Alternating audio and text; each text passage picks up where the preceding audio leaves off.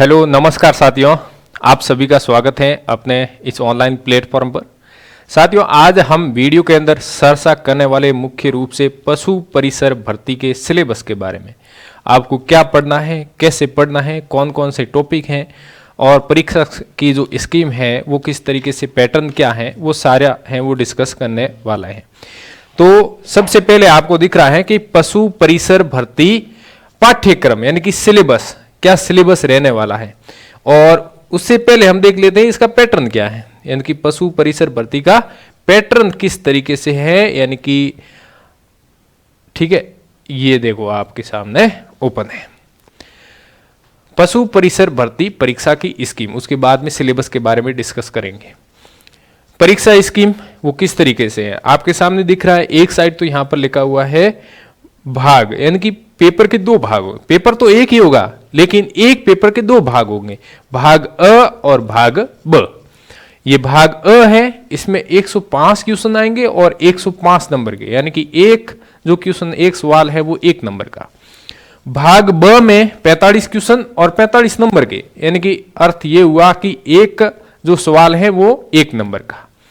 अब भाग अ में क्या आएगा, भाग ब में क्या आएगा, वो हम आगे पाठ्यक्रम में चर्चा यानी कि सिलेबस में चर्चा करेंगे, तब आपको पता चल जाएगा। तो ये जो पूरा का पूरा पेपर है वो 3 घंटे का होगा। कितने का? 3 घंटे का आपको समय मिलेगा और एक पेपर दिया जाएगा और आपको कंप्लीट करना है। अब पेपर करते हो एग्जाम हॉल में निम्न बातों का ध्यान रखना है। किस तरीके से? अब देखो, ये पॉइंट है कुछ। पाठ्यक्रम के अनुसार समान अंक वाले जो एमसीक्यू क्वेश्चन है वो कितने होंगे, 150 क्वेश्चन आएंगे। यानी कि पेपर के अंदर टोटल सबसे पहले ये चेक करना है कि टोटल क्वेश्चन छपे हुए हैं या नहीं है। 150 जो है सवाल आएंगे।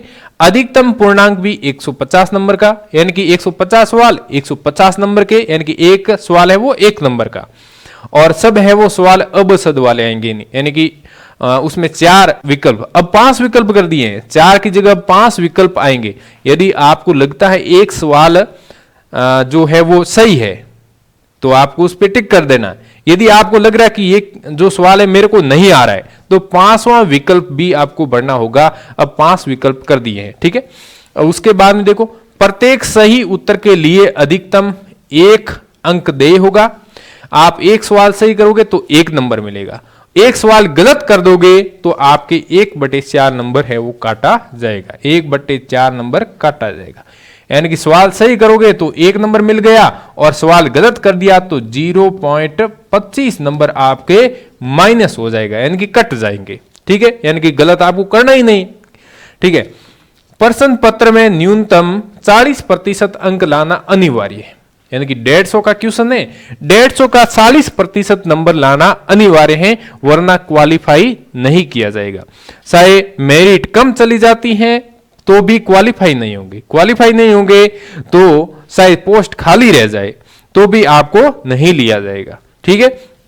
अब जैसे मैं उदाहरण बताऊं, मान लो कि अपने कैटेगरी की, आपसे संबंधित जो कैटेगरी है उसमें 100 पोस्ट है। उदाहरण के तौर पे आपकी कैटेगरी में 100 पोस्ट है, ठीक है, कोई भी कैटेगरी हो सकती है आपकी। 100 पोस्ट में सभी अभ्यर्थी मिल करके, यानी कि 100 अभ्यर्थी मिल करके कट ऑफ चली जाती है 35%। 35% कट ऑफ पे 100 कैंडिडेट अपने को मिलते हैं, ठीक है। अब अपने को चाहिए कितने, अपनी कैटेगरी के चाहिए 100 कैंडिडेट। अब 100 कैंडिडेट पर कट ऑफ कितनी चली जाती है, 35%। तो नियम के अकॉर्डिंग अपने 40% वाले कैंडिडेट को ही सिलेक्ट किया जाएगा, यानी कि 35% से 40% के बीच में जो भी कैंडिडेट आता है उसको रिजेक्ट कर दिया जाएगा। इसको रिजेक्ट करेंगे तो टोटल 100 पोस्ट है वो भरी नहीं जाएगी, यानी कि इसमें से कुछ पोस्ट है वो खाली रह जाएगी। अब वो खाली कौन सी रहेगी, जो ये कैंडिडेट 35 से 40 के बीच में बाहर होंगे ये खाली रहेगी, ठीक है। ये समझ में आ गया 40% वाला। उसके बाद में परीक्षा का मानक स्तर सेकेंडरी स्तर का होगा, यानी कि जो परीक्षा में सवाल आएंगे वो 10वीं लेवल का आएगा, यानी कि सेकेंडरी स्तर का आपको ज्ञान होना चाहिए। अब कौन कौन से पाठ्यक्रम है वो भी देख लेते हैं, यानी सिलेबस क्या है। सिलेबस भाग अ का जो भारांक है वो 70% है, यानी कि 70% जो सवाल हैं वो भाग अ से आएंगे। भाग अ में कौन कौन से चैप्टर हैं वो ध्यान रखना है। देखो प्रश्नों की संख्या यहां पर 150 होगी और पूर्णांक 105, इसमें से देखो भाग अ में 105 सवाल आएंगे और 105 नंबर का होगा। फिर इसमें आगे बात करते हैं कि इसमें कौन कौन से सब्जेक्ट हैं। ठीक है, टॉपिक के नाम दिए हुए नहीं है, लेकिन देखो सब्जेक्ट राजस्थान राज्य के विशिष्ट संदर्भ के साथ माध्यमिक स्तर के सामान्य ज्ञान। अब देखो राजस्थान के संदर्भ में बोल रहे हैं कि राजस्थान राज्य के विशिष्ट संदर्भ के साथ, यानी कि विशेष रूप से राजस्थान जी के, ठीक है, के संदर्भ के साथ माध्यमिक स्तर के सामान्य ज्ञान, जिसमें कौन कौन से दैनिक विज्ञान, गणित, सामान्य गणित आएगी, नॉर्मल गणित आएगी जो कंपटीशन लेवल में आती है ना 3rd ग्रेड एग्जाम में, सामान्य गणित और दैनिक विज्ञान, जनरल साइंस और सामाजिक अध्ययन जिसके अंदर सामान्य रूप से पर्यावरण से संबंधित, ठीक है, और भूगोल। अब भूगोल कौन सी, ये है विशिष्ट राज्य राजस्थान के संदर्भ में, तो जो भूगोल आएगी वो कौन सी आएगी, भूगोल जियोग्राफी आएगी राजस्थान की, और राजस्थान का इतिहास, राजस्थान की कला और संस्कृति, राजस्थान की क्या कला संस्कृति, यानी कि विशेष रूप से आपके भाग अ में जो सवाल हैं वो 105 आएंगे। ठीक है, 105 सवालों में अब देखो हम अनुमान ये लगाए कि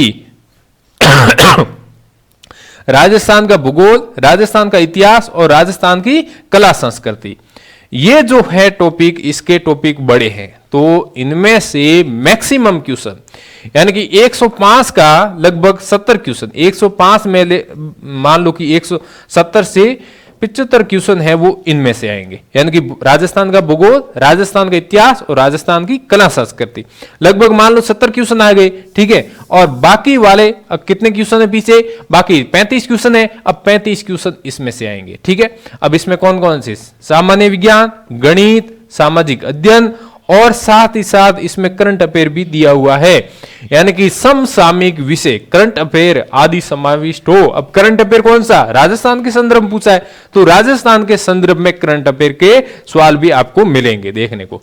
ठीक है, वस्तु पूरक यानी कि जो ऑब्जेक्टिव टाइप के एमसीक्यू, मल्टीपल चॉइस क्वेश्चन आएंगे आपके। ठीक है, अब आपको समझ में आ गया विशेष रूप से आपको जोर किस पे देना। भाग अ के अंदर विशेष रूप से आपको जोर देना है इन 70 नंबर पर। ठीक है, 70 नंबर पे आप जोर दोगे तो ये बड़ा पोर्शन है, छोटा नहीं है।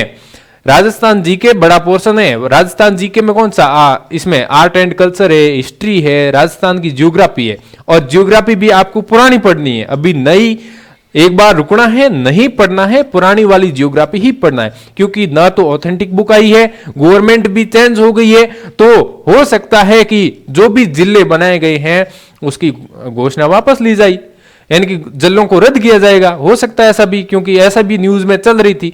तो आपको क्या करना है, इसमें ये टॉपिक ही पढ़ना है। ठीक है, मैं बता रहा हूं वो, यानी कि पुराना वाला जियोग्राफी और साथ साथ में दैनिक विज्ञान और गणित और साथ में अपने राजस्थान जी के। ठीक है, और करंट अफेयर के सवाल, करंट अफेयर के लगभग 1 साल के सवाल पूछे जाते, 1 या 1.5 साल के।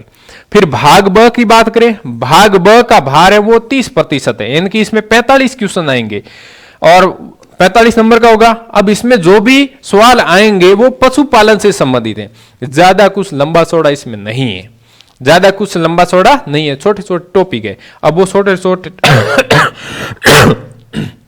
टॉपिक कौन कौन से उस पर चर्चा कर लेते हैं। पशुओं की प्रमुख देसी नस्लें, पशुओं की प्रमुख देसी नस्लें यानी कि गाय, भैंस, घोड़ा, बकरी, ऊंट, जितने भी पशु हैं उसकी देसी नस्ल कौन सी है। ठीक है, उससे संबंधित कुछ विशिष्ट बातें आपको इसमें पढ़ना है।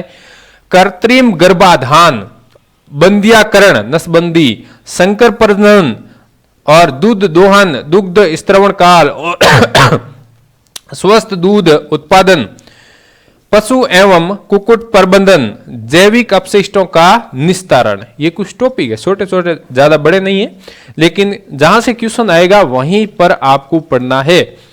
आगे देखो, संतुलित पशु आहार, पशु जो सारा फसलें हैं, सारा और सारा का विकास, स्वस्थ एवं बीमार पशुओं की पहचान करना, पशुओं में अंतःपरजीवी और बाह्य परजीवी रोग यानी कि पशुओं के अंदर होने वाले बीमारियां यानी कि रोग, इसमें अंतःपरजीवी बाह्य परजीवी यानी कि सभी बीमारियां पढ़ना है। पशुओं के अंदर टीकाकरण, कौन से टीके किस प्रकार से, पशुधन प्रसार, भेड़ बकरियां का स्वास्थ्य कैलेंडर, ऊन, मांस, दूध, अंडों का देश और राज्य में उत्पादन और स्थान, प्रति व्यक्ति दूध, मांस, अंडों की उपलब्धता, प्रति पशु दूध की उत्पादकता, ऊन कतरन, भार ढोने वाले पशु कौन से हैं, वर्मी कंपोस्ट खाद और पशुओं के चमड़े और हड्डियों का उपयोग किस तरीके से हो सकता है, और पशुओं की उम्र ज्ञात करना कि पशुओं की उम्र कैसे हम ज्ञात कर सकते हैं। ठीक है, पॉलीथीन से पशुओं और पर्यावरण को क्या हानि हो सकती है, पशु बीमा, इससे संबंधित भी जो सवाल है वो आ सकते हैं।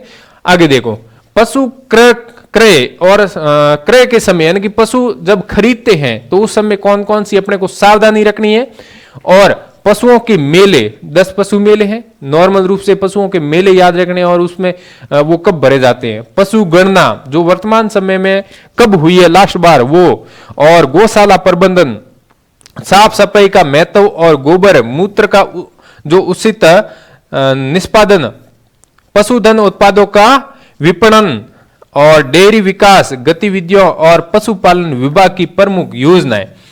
और देखो, पशुपालन से संबंधित जो भी योजनाएं चल रही हैं उसके बारे में भी अपने को पढ़ना है।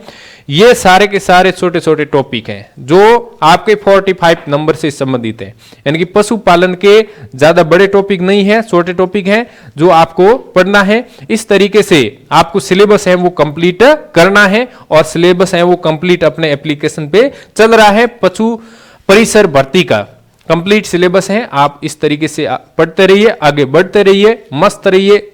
और एप्लीकेशन का नाम आपको पता ही है, सर्वोदय कैरियर इंस्टीट्यूट एप्लीकेशन। इसमें वीडियो, नोट्स और टेस्ट सीरीज एग्जाम से पहले सारी सुविधा उपलब्ध है। ठीक है, थैंक यू, धन्यवाद।